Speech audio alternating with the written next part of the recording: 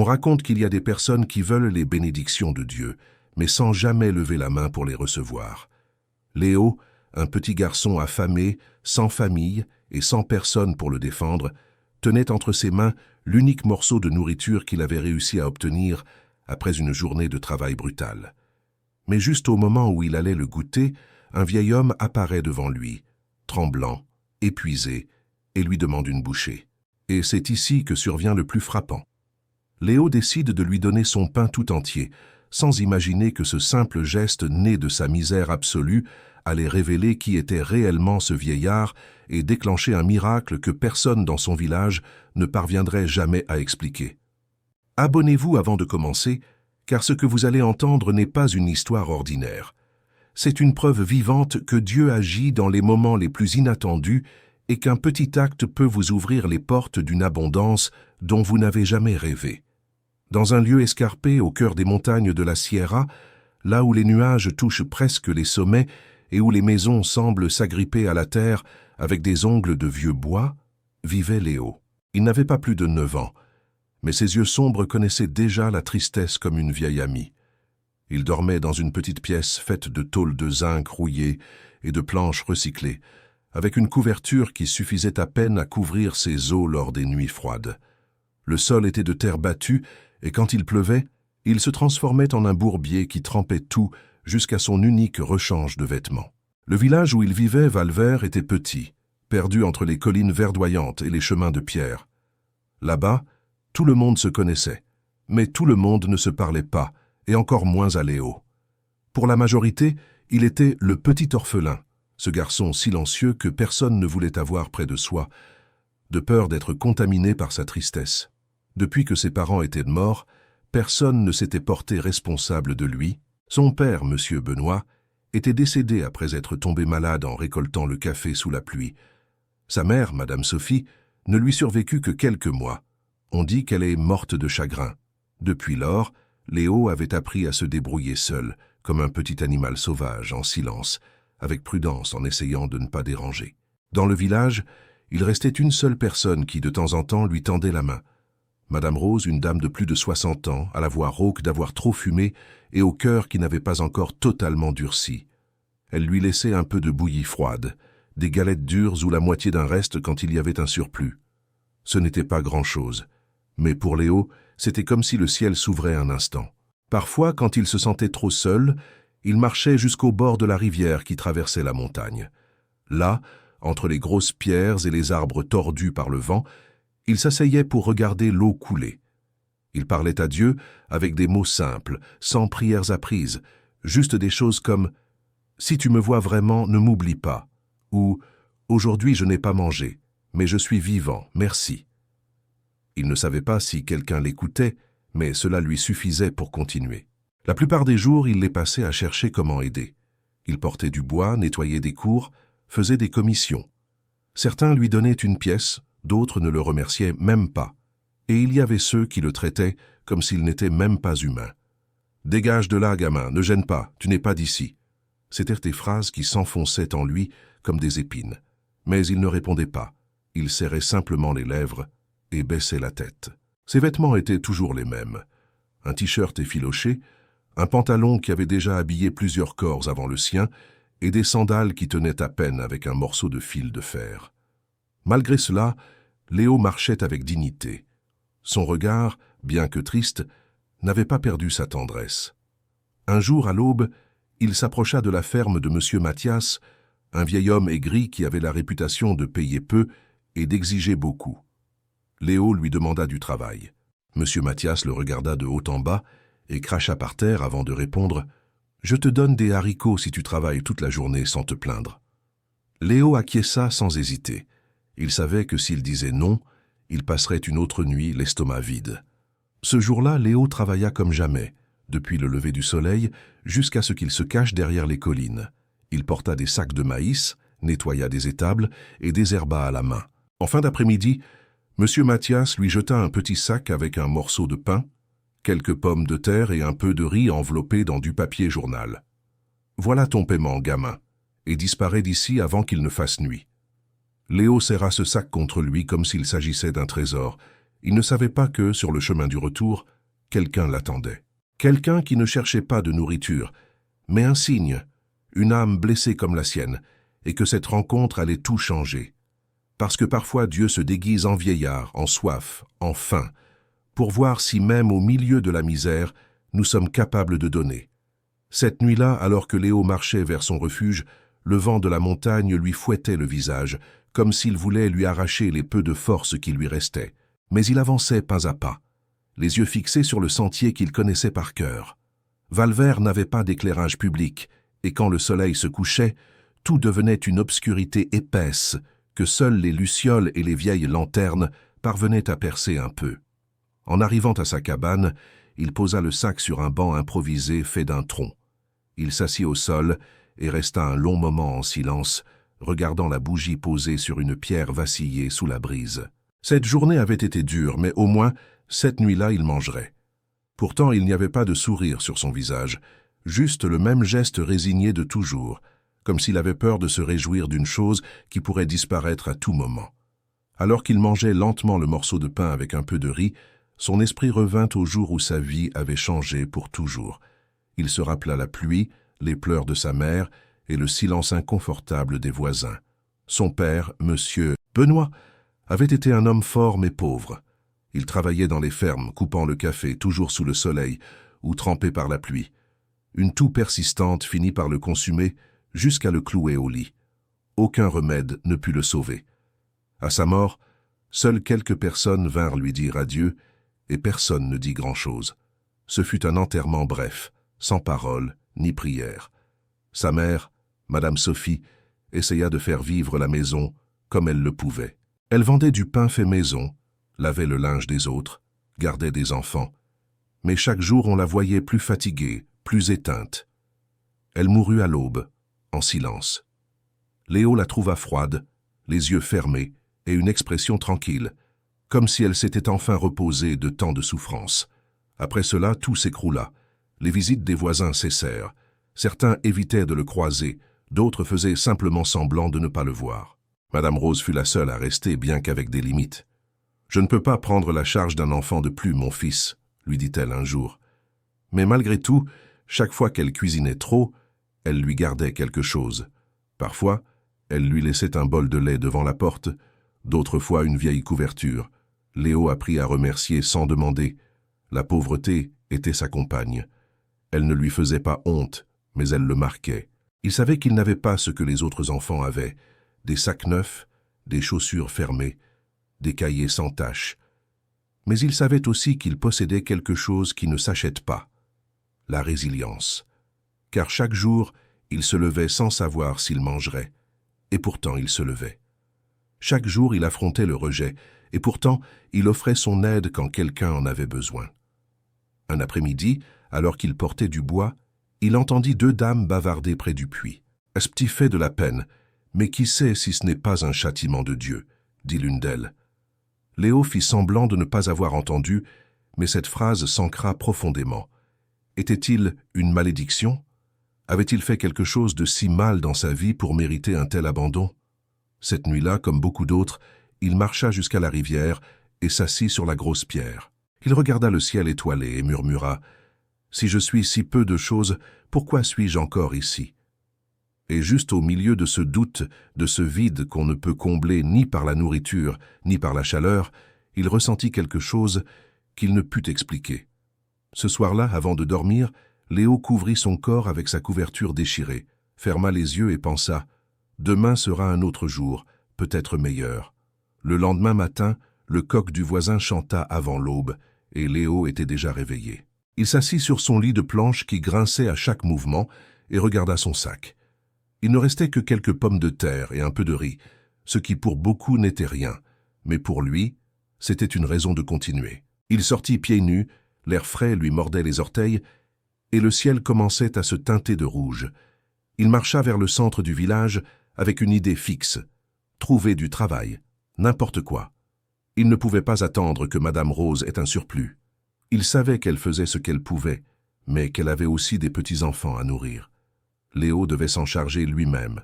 Ce jour-là, il fit le tour des maisons, proposant son aide. « Avez-vous besoin de quelque chose, madame ? Je peux balayer, porter de l'eau, soigner les animaux. » Certains disaient non, d'autres ne lui répondaient même pas. Seul un vieillard, qui vivait seul sur la colline, lui demanda de nettoyer l'enclos en échange de 2 galettes dures. Léo accepta sans hésiter.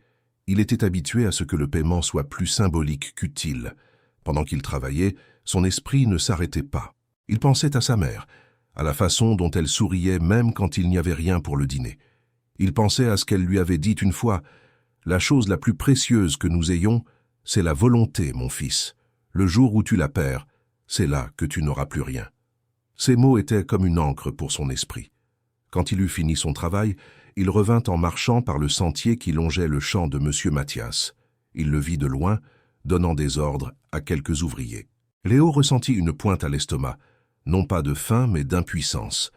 Il se rappela comment le vieux lui avait jeté le sac comme à un animal, mais il se souvint aussi que cette nourriture lui avait sauvé la nuit précédente.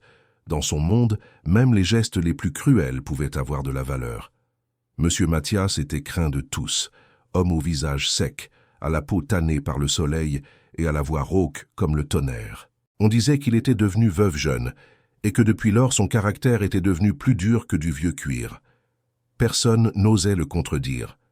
Léo, pourtant, se présenta de nouveau à lui le lendemain. « Avez-vous du travail pour moi aujourd'hui, patron ?» demanda-t-il sans hésiter. Le vieux l'observa en silence un moment, puis il dit « Si tu finis de ramasser tout ce bois avant midi, je te donne la même chose qu'hier, sinon tu t'en vas les mains vides. » Et c'était une épreuve, clairement une manière de voir jusqu'où il pouvait presser l'enfant. Mais Léo accepta avec fermeté. Il se lança dans le travail avec la détermination de celui qui n'a pas d'autre choix. Ses bras maigres se couvrirent d'égratignures, son dos lui faisait mal et ses mains saignaient à cause du frottement avec le bois sec, mais il ne s'arrêta pas. Le soleil tapait et la sueur coulait sur son front. Mais il ne pensait qu'à une chose, ne pas rentrer à la maison, l'estomac vide. Il finit peu avant midi. M. Mathias, surpris mais sans le montrer, lui donna à nouveau un sac de nourriture maigre. Cette fois, en plus du pain, il y avait des haricots. Léo le remercia, bien qu'il sût que cet homme ne le faisait pas par bonté. Malgré tout, un repas était une bénédiction. Tandis qu'il rentrait, il sentit le poids du sac plus léger que celui de son âme. Car ce n'était pas seulement la fatigue, c'était la certitude que dans sa vie rien n'arrivait facilement, que tout devait être conquis à force de douleur. Mais c'était aussi la conviction que chaque jour résisté était un pas de plus. Ce que Léo ignorait en descendant le sentier, c'est que quelqu'un d'autre l'observait de loin, quelqu'un qui passait des jours à croiser les mêmes chemins en attendant un signe. Et ce signe allait apparaître sous la forme la moins attendue, avec le visage le plus vulnérable, celui d'un vieillard affaibli assis au bord du chemin, demandant de l'aide du regard. Parce que parfois, quand tout semble perdu, Dieu ne te donne pas une issue, il te donne une opportunité. Le soleil commençait à baisser quand Léo entreprit le chemin du retour. Le sac qu'il portait n'était pas lourd, mais il le serrait avec une force presque désespérée, comme s'il y portait bien plus que de la nourriture. C'était sa récompense, son trophée silencieux pour avoir résisté un jour de plus. Il avait gagné un morceau de pain, une poignée de haricots, un peu de riz, mais ce que personne ne savait, c'était tout ce qu'il avait dû livrer pour obtenir cela. La peau de ses mains, la force de ses jambes, la dignité que beaucoup lui arrachaient d'un simple regard. Le chemin du retour serpentait entre les arbres secs, les pierres instables et le silence. Par endroits, le vent soulevait la poussière et lui fouettait le visage. Léo ne se plaignait pas. Il était habitué à ce que le monde ne lui fasse pas de cadeaux. Au loin, dans le ciel, les premières teintes orangées du crépuscule peignaient les nuages. Le village restait le même. Les chiens maigres reniflant parmi les ordures, les maisons silencieuses, les portes closes. En passant par un coin de terre où se réunissaient parfois les garçons du village, il entendit des rires. 3 jeunes plus âgés que lui étaient assis sur un muret, mâchant quelque chose. L'un d'eux, le plus grand, le pointa du menton. « Regardez qui voilà, tout fier avec son petit sac !» dit-il d'un ton moqueur. Les autres rirent. Léo baissa les yeux et accéléra le pas. « Et toi, fais pas le fier. Qu'est-ce que tu transportes là ?» cria l'autre. Il ne répondit pas, serra simplement plus fort le sac contre sa poitrine. « Il a peut-être volé quelque chose, » murmura le troisième. En quelques secondes, ils s'approchèrent. L'un tenta de lui arracher le sac. Léo lutta. « C'est à moi !» cria-t-il pour la première fois avec colère. Mais ils étaient 3 et il était seul. Le sac tomba au sol. Le contenu s'éparpilla dans la poussière et les pierres. Le pain se salit, le riz se mélangea à la terre. Les haricots roulèrent comme des billes. Les garçons éclatèrent de rire comme s'ils avaient assisté à un spectacle. « Regarde, même ça tu n'arrives pas à le garder », dit l'un d'eux. Et ils s'en allèrent en riant. Léo resta à genoux en silence, regardant les restes de son effort éparpillés sur le sol. Ses mains tremblaient, non seulement de fatigue, mais d'impuissance. Avec soin, il commença à ramasser ce qu'il pouvait sauver. Il secoua le pain, sépara les grains de riz encore propres. Il ne pleura pas, il ravala simplement sa salive avec force en reprenant le sentier. Désormais plus lent, plus triste, il pensait à tout ce qu'il devait endurer. Pas seulement le travail acharné, pas seulement la faim, mais aussi le mépris, la moquerie, la méchanceté gratuite.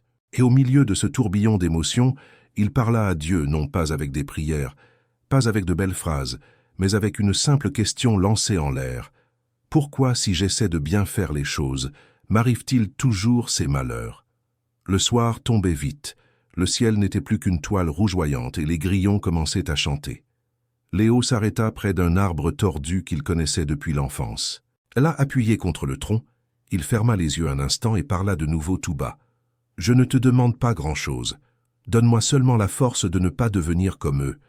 Je ne veux faire de mal à personne. Je veux juste que quelqu'un me voie comme autre chose qu'une gêne. » Et alors qu'il disait cela, quelque chose changea en lui. Ce ne fut pas un éclair, ni une voix venant du ciel. Ce fut quelque chose de plus subtil, de plus profond. La sensation que même s'il ne comprenait pas le pourquoi de sa souffrance, quelqu'un l'écoutait. Ce que Léo ne savait pas, c'est que cette prière dite avec le cœur brisé et les mains sales était en train d'être exaucée et que très bientôt, à l'endroit le plus solitaire du chemin, quelqu'un lui demanderait quelque chose qui mettrait son âme à l'épreuve et qui, sans le savoir, le mènerait au début d'un miracle. Avec cette pensée, il ramassa les derniers restes au sol, essuya ses larmes avec sa manche et continua de marcher, ignorant qu'il n'en avait plus pour longtemps avant de se retrouver face à face avec son destin. Le ciel était déjà couvert d'un manteau sombre quand Léo prit le détour vers le vieux sentier de la rivière, celui-là même où il avait tant de fois cherché consolation en silence. Le sac qui débordait autrefois n'était plus qu'à moitié plein, avec le peu qu'il avait pu sauver du sol. À chaque pas, ses pieds nus s'enfonçaient légèrement dans la terre humide, encore tiède de la chaleur du jour. Léo ne pleurait pas, mais dans ses yeux il y avait une tristesse épaisse, de celles qui n'ont pas besoin de larmes pour faire mal. Il marchait tête basse mais ferme, comme si quelque chose en lui refusait de se rendre totalement. Au loin, on entendait le murmure de l'eau. C'était un son qui lui apportait du calme, une sorte de refuge où il pouvait parler sans crainte d'être jugé, où seule la nature était témoin de ses pensées les plus pures. Il s'arrêta un instant devant la rivière, respira à fond et s'assit sur la pierre même où il avait l'habitude de parler à Dieu. Il posa le sac à ses côtés, joignit les mains sur ses genoux et regarda le ciel. « Je ne comprends pas pourquoi, mais merci de me laisser continuer, » murmura-t-il. 5 minutes ne s'étaient pas écoulées quand il entendit des pas. Au début, il pensa que c'était un animal sauvage, mais il reconnut ensuite les voix. Son estomac se noua. C'étaient les 3 mêmes garçons du village. Il ne savait pas s'ils l'avaient suivi ou si le destin s'était simplement acharné à le tester encore. « Tiens donc le petit saint qui prie encore », dit l'un d'eux avec dérision. « Tu as encore ce que tu as ramassé ?» demanda un autre en s'approchant. Léo se leva immédiatement mais ne dit rien, protégeant simplement le sac avec ses bras. Les garçons ne riaient plus comme avant. Il y avait quelque chose de différent dans leur regard, de plus sombre. Le plus grand, celui qui semblait être le chef, le poussa sans prévenir. Léo tomba sur le dos. Le sac roula sur quelques mètres. « Voyons voir, camarade, » dit un autre. « Tu sais comment ça marche. Tu donnes ou on te le prend ?» Léo se releva lentement, la respiration haletante. « C'est à moi. J'ai travaillé pour l'avoir. »« Et nous, on travaille à te rendre plus fort, » rit le troisième avant de lui jeter une pierre près des pieds. C'était une scène répétée. Il l'avait déjà fait, mais cette fois il y avait quelque chose de plus pesant dans l'air. C'était peut-être la fatigue, peut-être l'humiliation accumulée. Léo ne courut pas. Il resta là, debout, les poings serrés et le cœur battant de colère contenue. « Alors quoi? Tu vas faire le brave maintenant » dit l'un d'eux en se moquant. Léo ne répondit pas, baissa simplement la tête. Il savait que s'il leur donnait une excuse, ils le frapperaient plus fort. S'il se défendait, il leur donnerait ce qu'ils voulaient. Alors, il se baissa simplement, ramassa le sac et commença à marcher dans la direction opposée, là où la rivière devenait plus étroite. L'un d'eux le suivit. « Hé, on n'en a pas fini avec toi !» Mais juste au moment où il s'approchait pour le pousser à nouveau, quelque chose d'étrange arriva. Une voix rauque, mais ferme, résonna de la rive opposée de la rivière. « Laissez-le en paix !» Les garçons s'arrêtèrent. La silhouette d'un homme plus âgé, appuyé sur un bâton, apparut parmi les ombres. Il n'avait pas l'air imposant, mais sa présence avait un poids difficile à expliquer. Il portait un chapeau, de vieux vêtements et un regard qui ne sciait pas. « Ce ne sont pas tes oignons, le vieux, » dit l'un des garçons. « Cet enfant n'est pas seul, » répliqua le vieillard calmement. Les trois jeunes se regardèrent, hésitèrent quelques secondes, puis, sans dire un mot de plus, firent demi-tour et disparurent parmi les arbres. Léo ne savait pas quoi penser. Il resta à fixer le vieil homme qui marchait lentement vers lui. Son visage était ridé, ses yeux clairs. Il n'avait pas l'air d'être d'ici, ni d'ailleurs. « Tout va bien ?» demanda le vieil homme. Léo acquiesça. « Merci. »« Ne me remercie pas, » répondit le vieux. « Remercie celui qui veille réellement sur toi, même si tu ne le vois pas. » Et sur cette phrase, il s'assit sur une pierre au bord de la rivière. Il ne demanda pas d'explication, ne donna pas d'ordre. Il s'installa simplement comme si on l'avait attendu. Léo ne le savait pas encore, mais il venait de rencontrer l'homme qui allait changer sa vie pour toujours. Le vieillard ne parla plus. Il resta là à regarder la rivière avec une expression sereine, comme s'il savait quelque chose que Léo ne comprenait pas encore. Le garçon, le cœur battant, s'assit à quelques pas de lui. Il n'avait pas peur. Il y avait quelque chose chez cet homme qui transmettait du calme, comme un vieil arbre qui donne de l'ombre sans rien demander en retour. Le ciel était désormais complètement noir, et seul l'éclat de la lune se reflétait sur l'eau. Le murmure de la rivière emplissait le silence, comme si chaque goutte qui passait portait un message. Léo regarda le vieillard à ses côtés, puis leva les yeux vers le ciel. « Est-ce que vous croyez que Dieu écoute ?» demanda-t-il d'une voix basse. Le vieux sourit sans le regarder. « Bien sûr que oui, mon fils, mais parfois il garde le silence, parce qu'il attend de voir ce que tu fais avec ce silence. » La réponse tomba dans le cœur de Léo comme une pierre dans un puits profond. Il resta silencieux quelques secondes, puis dit « Je lui parle tous les jours. Je ne sais pas s'il m'entend. Je ne demande pas de grandes choses, juste qu'il ne m'oublie pas. »« Et toi, l'as-tu oublié ?» demanda le vieil homme. Léo secoua la tête. « Non. Même si parfois je me fâche et que j'ai mal, cela aussi fait partie de la foi, » dit le vieillard. « Lui parler avec l'âme, même quand ça fait mal, c'est ce qui compte. » Le vieil homme s'installa sur sa pierre comme si le temps n'avait pas d'importance. Léo baissa les yeux vers le sac. Il était sale, mais il contenait encore quelque chose. Il réfléchit un instant et sans rien dire le poussa vers l'homme. « Avez-vous faim ?» demanda-t-il timidement. Le vieillard le regarda enfin et ses yeux semblaient plus jeunes que le reste de son visage. « Un peu, oui. » Léo ouvrit le sac, sortit le morceau de pain le moins sale, l'essuya avec ses mains et l'offrit. Le vieil homme le prit avec délicatesse, comme s'il ne recevait pas seulement du pain, mais quelque chose de plus précieux. « Merci, mon fils, » dit-il. « Ce que l'on donne à partir du manque vaut plus que ce que l'on donne à partir de l'abondance. » Léo ne savait pas quoi répondre. Il hocha simplement la tête. Pendant que le vieillard mangeait lentement, il regardait le ciel. Les étoiles s'allumaient une à une, comme si l'univers composait une carte secrète. « Vous savez, parfois je pense que Dieu me parle à travers la rivière, » confessa Léo, « ou le vent, ou quand Madame Rose me laisse un peu de nourriture sans rien dire. » Le vieil homme le regarda de nouveau. « Dieu parle toujours, c'est juste que nous n'utilisons pas toujours la bonne langue pour l'écouter. » Le garçon sourit pour la première fois cette nuit-là. C'était un sourire timide, mais sincère. « Vous vivez près d'ici ?» demanda-t-il. « Plus près que tu ne l'imagines, » répondit le vieillard. Léo repensa à tout ce qu'il avait vécu ce jour-là. Le travail, la moquerie, l'humiliation, la tristesse, et maintenant cette rencontre étrange. Rien n'avait de sens logique, mais il y avait quelque chose en lui qui lui disait qu'il devait rester là un peu plus longtemps. Le vieillard finit de manger et regarda la rivière, les yeux mi-clos. « Parfois, mon fils, Dieu met à l'épreuve les cœurs les plus nobles avec les charges les plus lourdes, mais non pas parce qu'il veut les voir tomber, mais parce qu'il sait qu'ils peuvent se relever plus fort. Léo respira à fond. Les paroles lui arrivaient à l'âme et, bien qu'il ne les comprenne pas tout à fait, il se sentait accompagné. La lune était haute quand le vieillard se leva lentement, s'appuyant sur son bâton. Léo se leva aussi. « Il est tard, » dit le vieil homme. « M'aiderais-tu à marcher un bout de chemin ?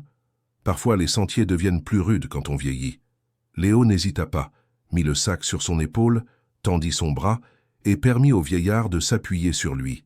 Alors qu'ils commençaient à marcher ensemble sur le sentier, avec le murmure de la rivière d'un côté et le ciel étoilé comme unique témoin, Léo sentit que quelque chose de sacré était en train de se passer, même s'il ne pouvait pas encore le nommer. Le chemin le long de la rivière devenait plus étroit à mesure qu'ils avançaient, bordé de grosses pierres couvertes de mousse et d'arbres aux branches tordues qui se courbaient comme pour protéger les marcheurs.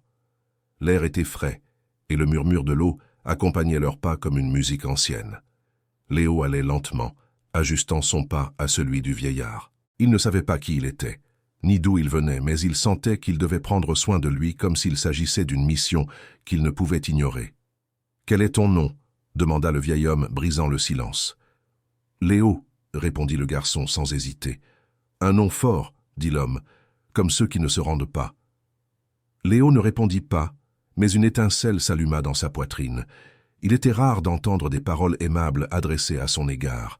Il était plus habitué aux ordres, aux cris, au mépris. Ils marchèrent encore un peu en silence. Au loin, on entendait le chant d'une chouette. Le vieillard s'arrêta un moment, respira à fond et regarda le ciel. « Ici, le temps marche plus lentement, » dit-il, comme si le monde oubliait de courir. « Parfois, j'aimerais que ce soit toujours comme ça, » répondit Léo. « Quand j'arrive au village, tout va si vite et personne ne s'arrête pour rien regarder. » Le vieil homme le regarda avec tendresse. « C'est peut-être pour ça que tu es ici aujourd'hui, parce que toi tu regardes, parce que toi tu écoutes. » Léo sentit un nœud à la gorge. Il n'avait pas l'habitude que quelqu'un le voie vraiment, que quelqu'un remarque autre chose que ses vêtements sales ou ses pieds nus. « Et votre nom, quel est-il » demanda-t-il timidement. Le vieillard sourit. « On m'a appelé de bien des façons, mais aujourd'hui tu peux m'appeler Jonas. Jonas habite ici sur la montagne. Disons que je marche là où on a besoin de moi, » répondit-il sans donner plus de détails. Léo n'insista pas. Il y avait quelque chez Jonas qui lui inspirait le respect, mais aussi la confiance, comme s'il s'agissait d'un grand-père qu'il connaissait depuis toujours, bien qu'il vienne de le rencontrer. La marche continua et, à un tournant de la rivière, Jonas demanda à s'asseoir. Il y avait une pierre plate, entourée de buissons en fleurs. Le garçon l'aida à s'installer et s'assit près de lui. « Aujourd'hui, tu as une journée difficile, » dit Jonas en regardant l'eau. Léo baissa les yeux. « Oui, monsieur. Et pourtant, tu as partagé ta nourriture. Pourquoi ?» La question le prit de court. Il ne s'attendait pas à ce qu'il le remarque. « Je ne sais pas, » dit-il. « J'ai pensé à ma mère. Elle disait toujours que même si nous n'avons pas grand-chose, il y a toujours quelqu'un qui a moins, et que si on donne avec le cœur, Dieu se charge de ne pas nous faire manquer du nécessaire. » Jonas acquiesça lentement, comme si ces paroles lui confirmaient quelque chose qu'il savait déjà. « Ta mère était sage. Elle te manque tous les jours. Elle t'a laissé un héritage, Léo, que tout le monde ne comprend pas. Donner sans attendre, aimer sans condition. » Jonas sortit de sa poche une petite pierre lisse et la remit à Léo. « Garde-la. Ce n'est qu'une pierre pour le monde, mais pour toi, elle peut être un rappel que tu as été capable de donner, même quand il te restait si peu. » Léo la prit à deux mains et la rangea dans son sac. Le ciel commençait à s'éclaircir légèrement, comme si la nuit laissait place à une nouvelle opportunité. Hélas, aux côtés de cet homme étrange, au milieu de la montagne et près de la rivière, Léo ressentit quelque chose de semblable à l'espoir.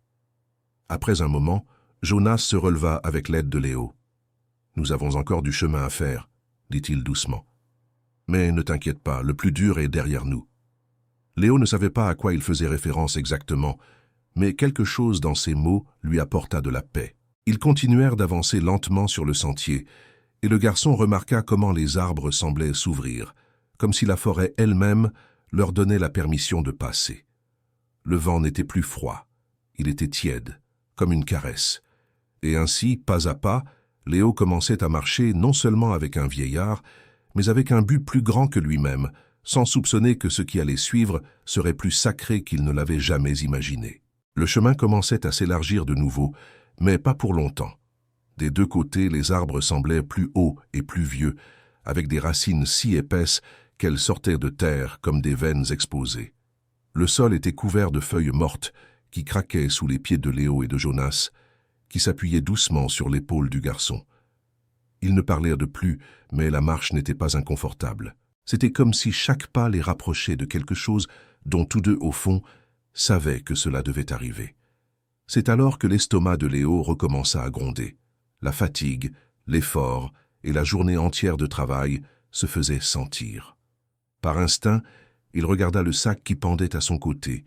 Il restait encore un peu de riz, quelques pommes de terre et le pain maltraité. Il hésita un instant.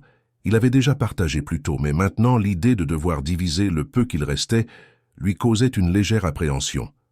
Jonas, comme s'il lisait dans ses pensées, s'arrêta et s'assit sur une pierre au bord de la rivière. Léo fit de même. Le vieillard sortit une petite couverture de sa sacoche et l'étendit sur un rocher plat. Il regarda le garçon avec un sourire. « Que dirais-tu si nous dînions ici ?» Léo acquiesça sans dire un mot, ouvrit le sac et sortit ce qu'il restait. Il plaça le pain au centre, coupa l'une des pommes de terre en deux et distribua le riz comme il put. « Ce n'est pas grand-chose, » dit-il presque honteux. « Peu importe la quantité, » répondit Jonas. « Ce qui importe, c'est la manière dont on offre. » Le vieillard prit l'un des morceaux de pain et le rompit de ses mains. Il le regarda un moment comme s'il lui parlait. Puis il emporta un morceau à sa bouche et mâcha lentement, fermant les yeux, comme s'il savourait bien plus qu'un simple aliment. « Vous savez, » dit Léo, « parfois je pense que si je donne le peu que j'ai, après, je n'aurai plus rien. » Jonas ouvrit les yeux et le regarda avec douceur. « C'est ce que la peur veut te faire croire, mais l'amour fonctionne différemment. Quand tu partages à partir du cœur, tu ne restes jamais vide. Au contraire, quelque chose en toi se remplit, même si tu ne le vois pas immédiatement. » Léo baissa le regard. Il se rappela tant de fois où il avait dû garder des miettes comme si c'étaient des trésors, où manger était presque un acte de survie. Et pourtant, il était là, partageant un dîner avec un homme qu'il ne connaissait pas, mais qui le faisait se sentir moins seul. « Ma mère disait quelque chose de semblable, » murmura-t-il, « que Dieu voit toujours ce qu'on donne. » Jonas acquiesça avec un sourire. Ta mère en savait plus que beaucoup ne le pensent. Ils mangèrent lentement en silence. Il n'y avait aucun bruit, seulement l'eau de la rivière, le chant lointain d'un grillon et le craquement des feuilles sous le vent. C'était une scène simple, mais elle avait quelque chose de sacré, comme si l'acte de partager ce pain aussi malmené qu'eux avait une valeur que le monde ne comprenait pas. Après quelques minutes, Jonas s'essuya les mains avec la couverture, la plia avec soin et regarda de nouveau Léo. « Sais-tu ce que tu as fait aujourd'hui ?» Le garçon secoua la tête. « Tu as livré ton pain, mais aussi ta foi. Tu as aidé quelqu'un sans savoir qui il était, sans rien demander en retour. Cela, Léo, c'est ce qui change les destins. » Léo ressentit un frisson, comme si les paroles du vieillard touchaient une corde qu'il n'avait jamais ressentie auparavant.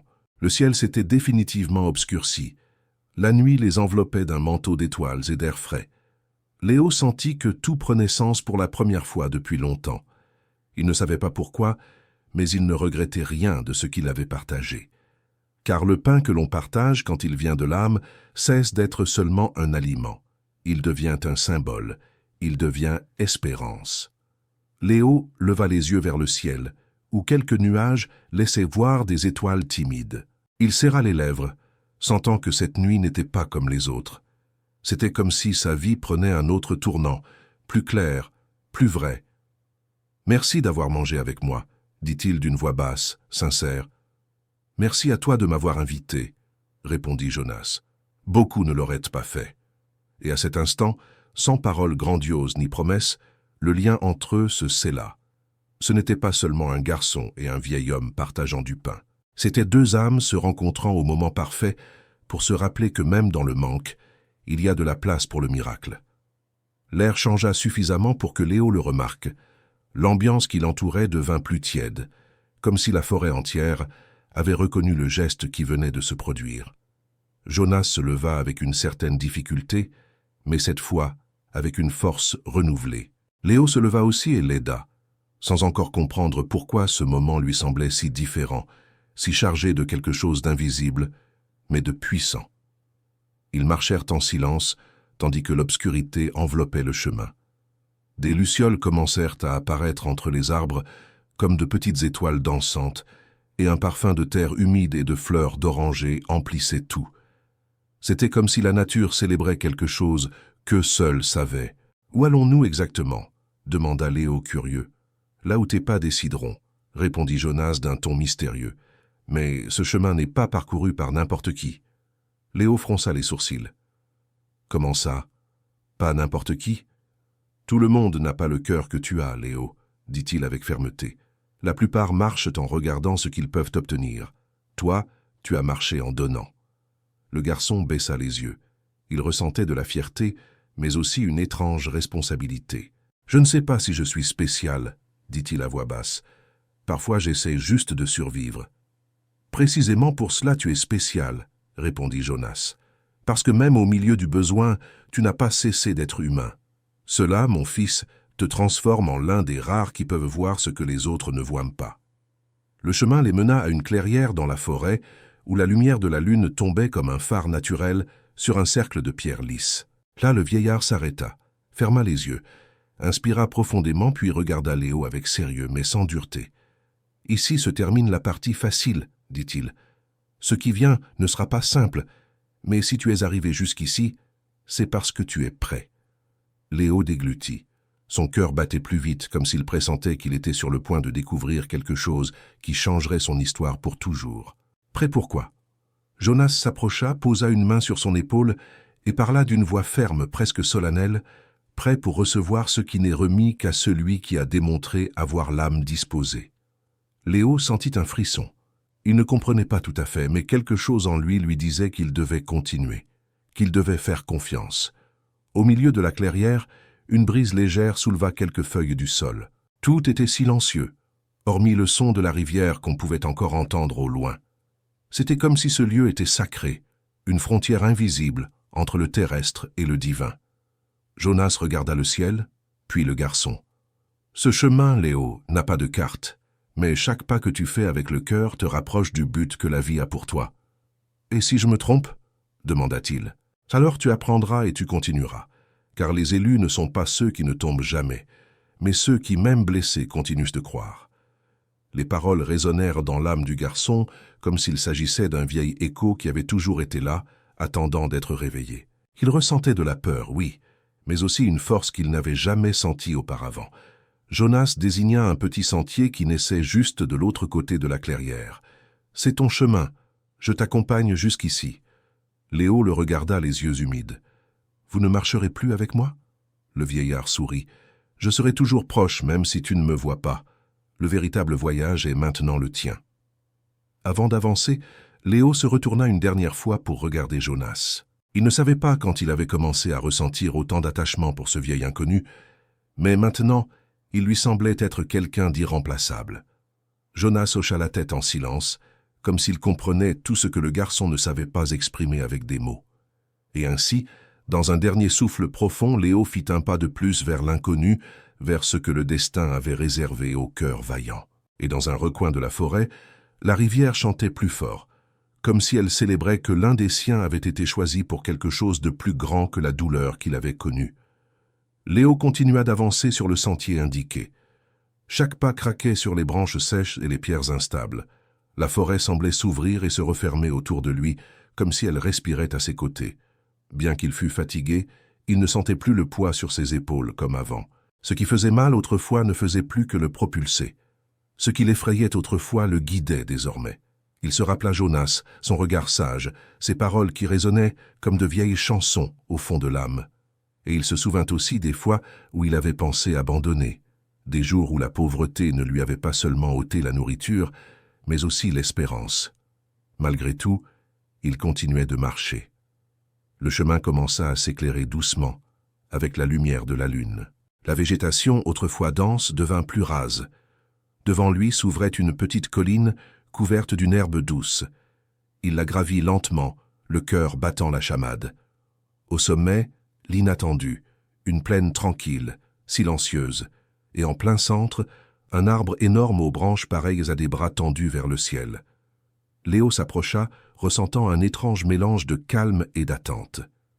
Il s'assit sous l'arbre, ne dit rien, respira simplement.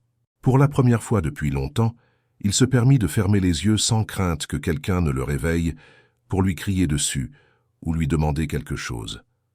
Et alors, une voix suave, plus intérieure qu'extérieure, l'enveloppa.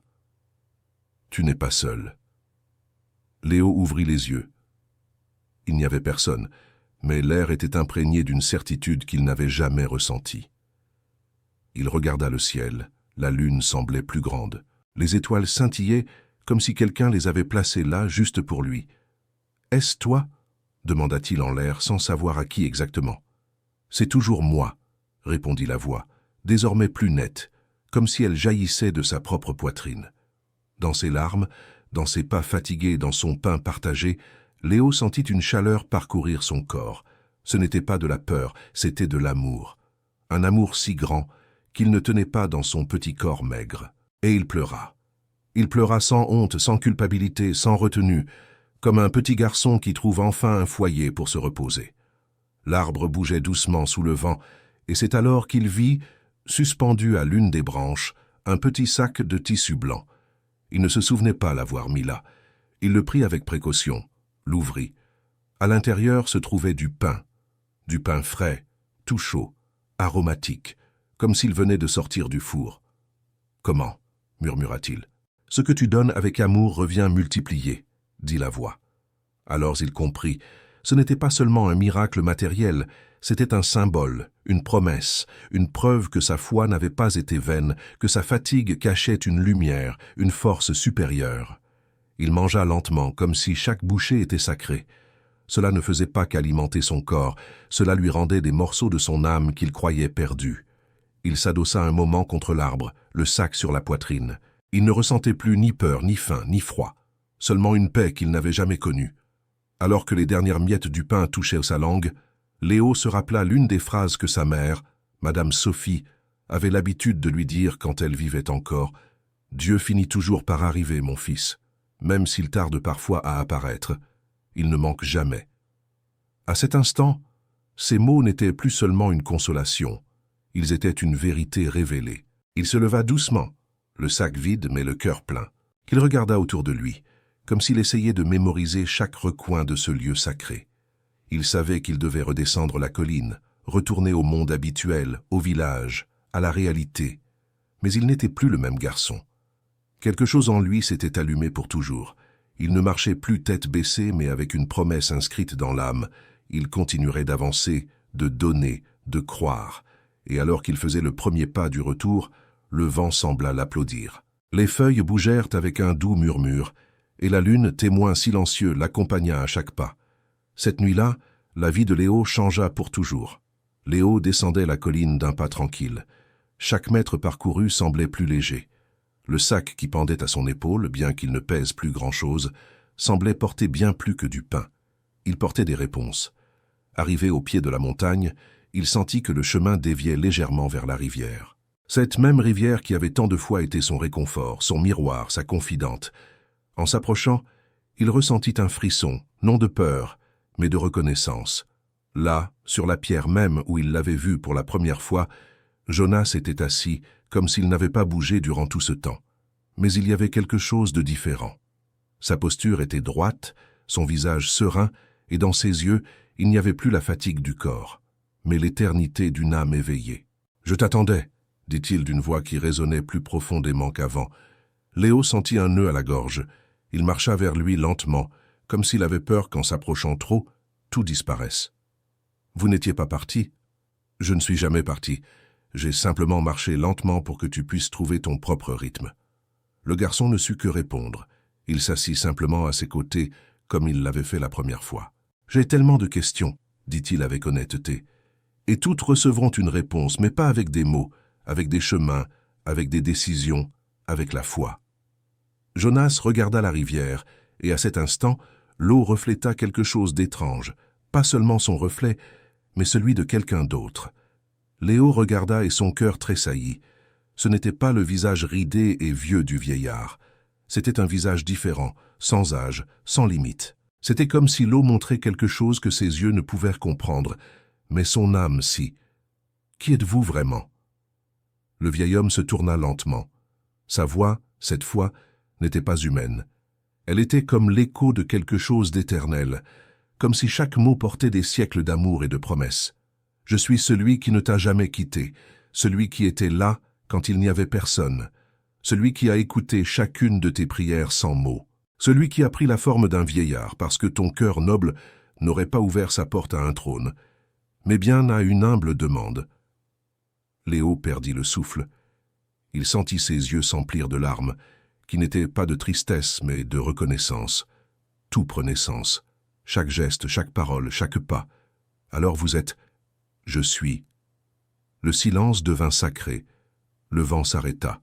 La rivière baissa son murmure, comme si toute la création s'inclinait devant cette révélation.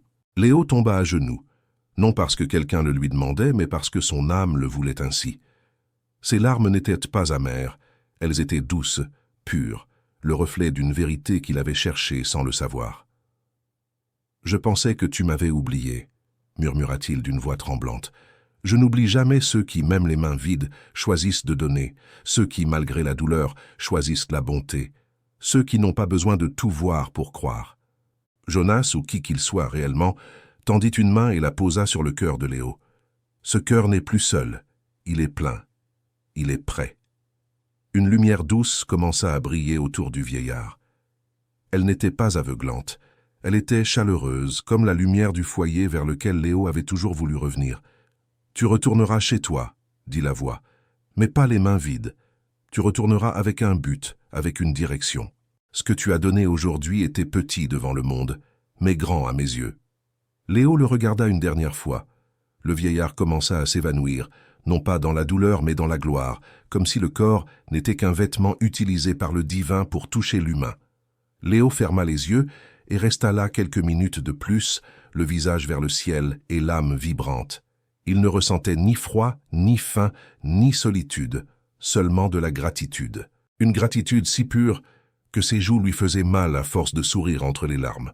Il respira à fond une dernière fois, et avant de faire demi-tour pour entreprendre le chemin du retour, il dit tout bas, mais de tout son cœur, « Merci de ne pas m'avoir laissé seul, de m'avoir montré que même dans la misère, je suis digne d'un miracle. » Alors le vent recommença à bouger, la rivière reprit son chant et le monde continua de tourner.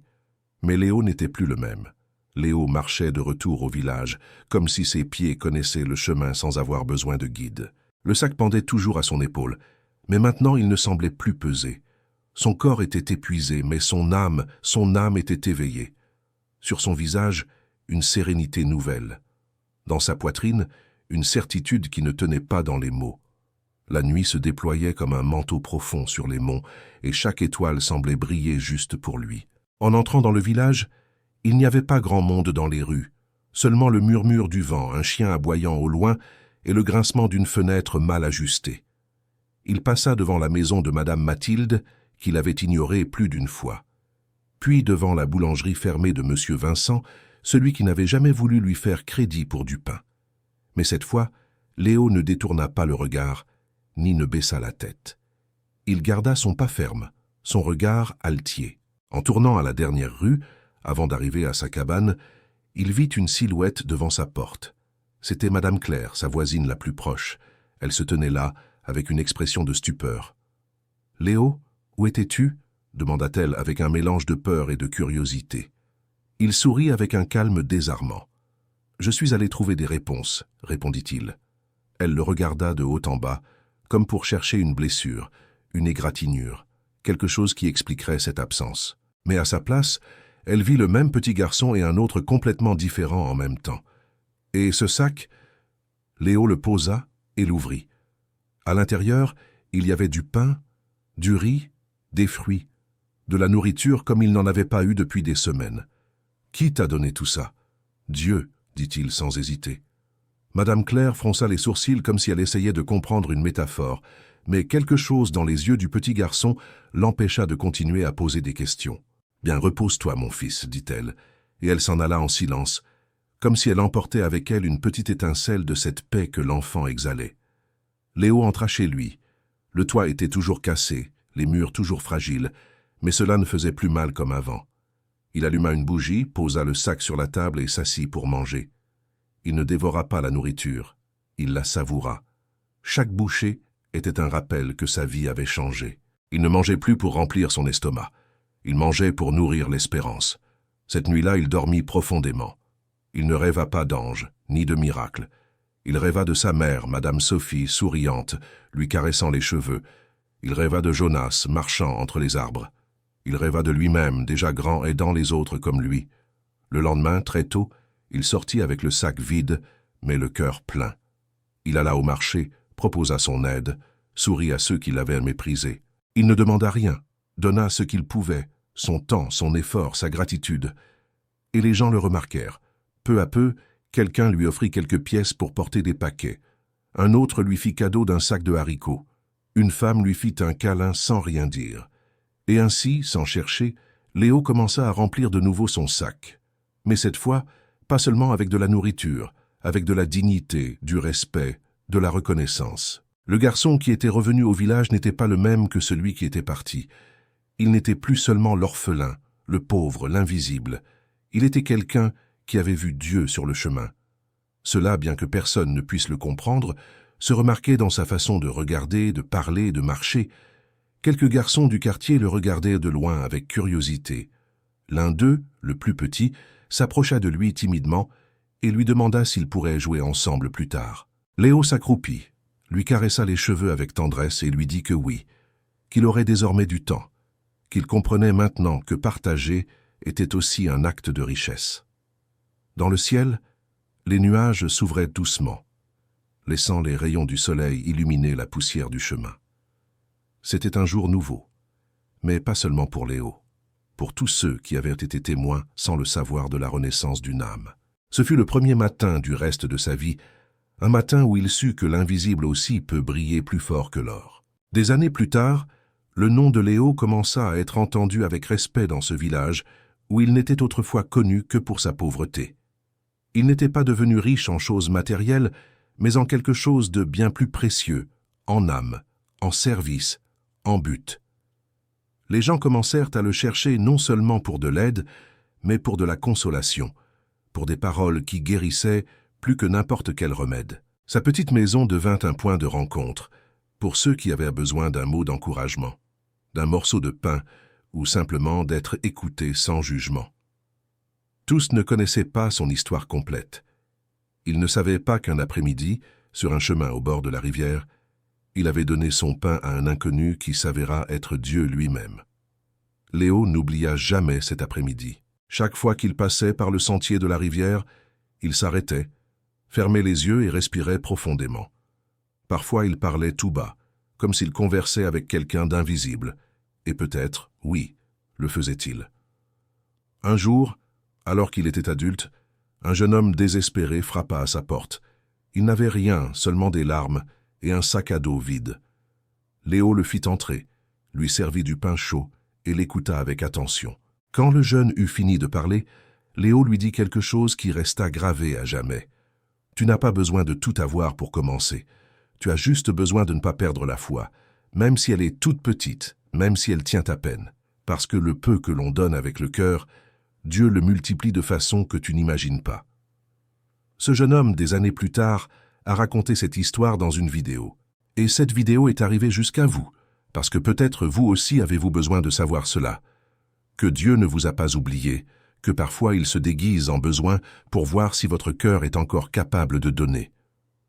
Léo comprit avec le temps que son but n'était pas d'être reconnu ni applaudi, mais simplement de continuer à donner, à croire, à aimer. Les gens s'approchaient avec leur fardeau, et il ne posait jamais trop de questions. Il savait que tout le monde porte quelque chose, même s'il le cache bien. Il leur offrait du pain, une conversation ou simplement son silence. Sa présence suffisait. Une fois par an, Léo marchait seul jusqu'à la rivière, emportait un pain enveloppé dans une serviette et s'asseyait sur la pierre où il avait vu ce vieillard pour la première fois. Il ne cherchait pas à répéter le miracle, il rendait simplement grâce. Et dans cet acte de gratitude, Il sentait que Dieu marchait à nouveau à ses côtés.